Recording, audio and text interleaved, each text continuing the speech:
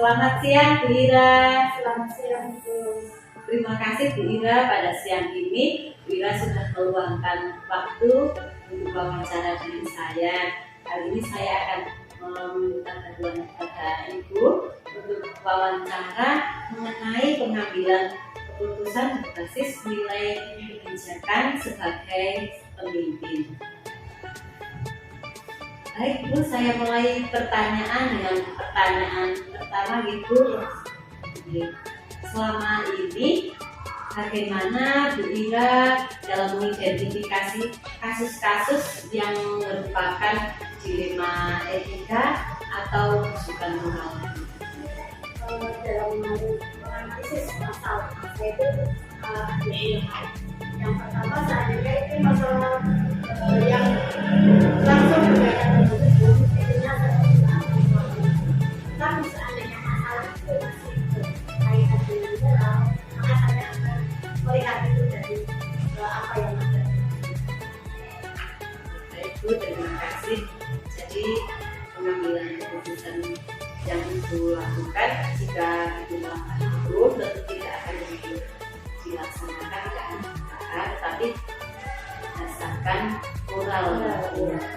Baik, untuk selanjutnya, selama ini Bu Ira, bagaimana Ibu menjalankan pengambilan keputusan di sekolah Bu Ira, terutama untuk kasus-kasus di mana ada dua kepentingan yang sama-sama benar Bu, atau sama-sama mengandung nilai kebijakan.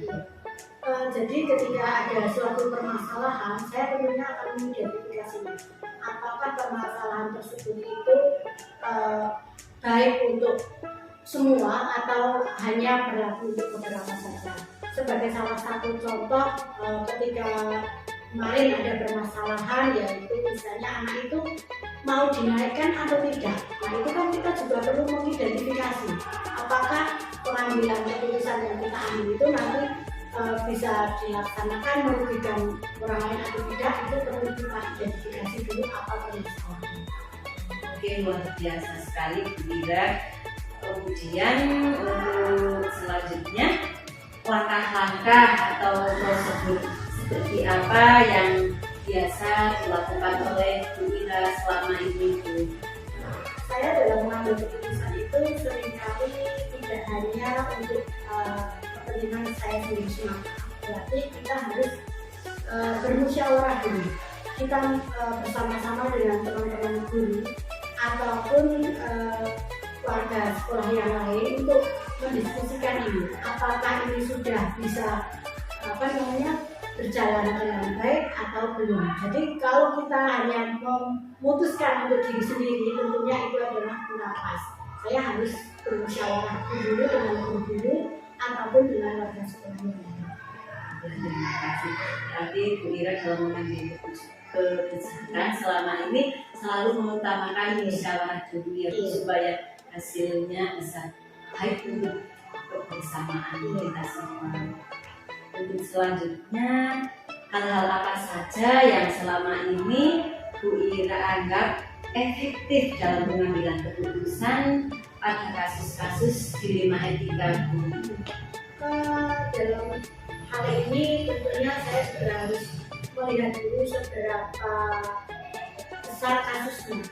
Seandainya kasus itu masih bisa kita hadapi artinya sendiri dan warga sekolah, tentunya kita akan bersama-sama bermusyawarah kemudian menentukan apa sih yang akan kita harus menganalisisnya. Nah, kalau masalah itu sudah termasuk masalah yang besar, maka kita juga perlu dari pihak luar untuk membantu dalam ini.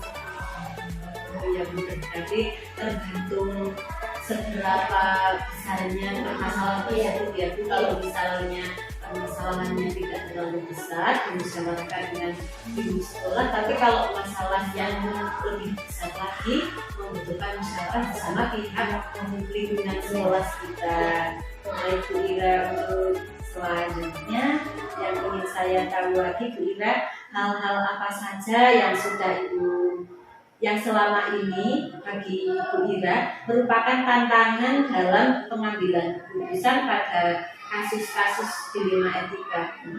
Sebenarnya dalam pengambilan keputusan itu kadang-kadang memang sangat membingungkan, karena suatu keputusan itu kita harus mencari betul apakah itu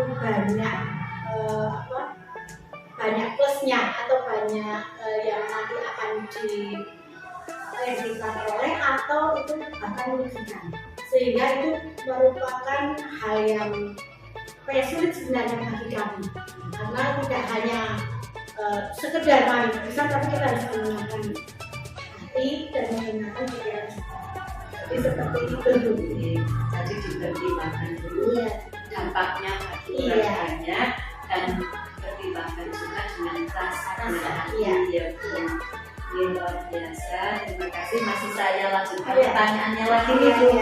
Masih ada pertanyaan lagi. Apakah Bu Ira memiliki sebuah tata cara atau jadwal dan jadwal itu dalam sebuah penyelesaian masalah Bu ketika ada dilema etika? Apakah langsung menyelesaikan di tempat atau Bu Ira memiliki jadwal tertentu untuk menyelesaikannya? Jadi begini, kalau itu tergantung masalahnya. Seandainya masalahnya tidak terlalu berat atau hanya ringan, itu kita bisa menyelesaikan langsung saat itu juga. Tapi ketika masalahnya itu agak berat, tentu kita perlu pemikiran dulu, terus musyawarah dulu, baru kita menemukan jadwalnya. Jadi bagi saya memang ada dua hal. Yang satu, permasalahan seandainya ringan dan itu bisa kita lakukan berarti langsung saat itu juga, namun ada juga masalah yang perlu kita melihat seberapa besar masalah tersebut. Jika memang besar, kita agendakan lagi, diagendakan, dimusyawarahkan lagi, mencari waktu yang tepat gitu. Kalau bisa sih secepatnya. Kadang suatu permasalahan itu ingin segera mendapatkan solusi kan. Oh iya, betul sekali. Kemudian adakah seseorang atau faktor-faktor yang selama ini mempermudah atau membantu Ibu dalam pengambilan keputusan dalam kasus-kasus dilema etika Bu? Tentu saja, saya kalau mengambil keputusan sendiri itu tidak bisa. Saya tetap meminta bantuan dari teman-teman ataupun dari warga sekolah ini, maksudnya teman guru dan beberapa karyawan misalnya, dalam mengambil keputusan itu nanti. Jadi saya tidak bisa menentukan sendiri, tetapi harus dengan pertimbangan dari teman-teman. Tapi ada juga suatu masalah yang saya sendiri yang harus memutuskan, itu juga saya melakukan itu. Namun kalau masalahnya itu mencakup urusan sekolahan dan lain-lain, saya minta pertimbangan dan teman, sehingga tidak mungkin suatu keputusan itu hanya dari kepala sekolah saja, tetapi dari musyawarah warga. Luar biasa memang ya Bu Ira. Jadi selama ini Bu Ira dalam mengambil keputusan selalu melibatkan warga sekolah, sehingga permasalahan yang dibicarakan tadi pengambilan keputusannya lebih bijaksana lagi Bu Ira. Terima kasih sekali, mau menginspirasi saya sekali Bu Ira. Masih ada lagi Bu Ira, dari semua hal yang telah disampaikan oleh Ibu tadi, pembelajaran apa yang sudah dapat Bu Ira petik dari pengalaman Bu Ira dalam mengambil keputusan dilema etika selama ini Bu? Pelajaran yang saya petik itu utamanya jadi saya itu harus menjadi bisa lagi. Selain sabar, saya itu merasa pendewasaan lebih, tapi harus punya lebih kedewasaan, sehingga mungkin menurut orang lain itu yang dinamakan bijaksana. Tapi kita harus mengerti orang lain itu yang jadi bisa bermanfaat juga untuk bisa teman-teman, nanti seandainya itu bisa menjadi seorang pemimpin, sehingga harus sabar ya, kita terus menerima apapun itu kalau sudah menjadi keputusan bersama gitu. Terus banyak juga rekan seperti apa. Jadi dalam mengambil keputusan itu jangan langsung, tetapi perlu dipikirkan. Pengontrol emosi juga. Jadi luar biasa sekali wawancara hari ini dengan Bu Ira. Ini semua akan menjadi bekal saya Bu Ira dalam melaksanakan tugas sehari-hari. Semoga apa yang sudah Bu Ira sampaikan hari ini yang saya tanyakan kepada Bu Ira nanti bisa saya ambil hikmahnya untuk saya terapkan dalam kegiatan sehari-hari. Oke, tetap semangat. Ya baik Bu Ira, terima kasih sekali sudah meluangkan waktu untuk saya. Tentunya dari saya banyak kata yang masih kurang benar dari Bu Ira. Saya pada kali ini memohon maaf yang sebesar-besarnya. Kita akhiri kegiatan wawancara kali ini Bu Ira dengan mengucapkan salam bersama-sama. Mari. Wassalamualaikum warahmatullahi wabarakatuh. Selamat siang Bu Ani. Selamat siang Ibu.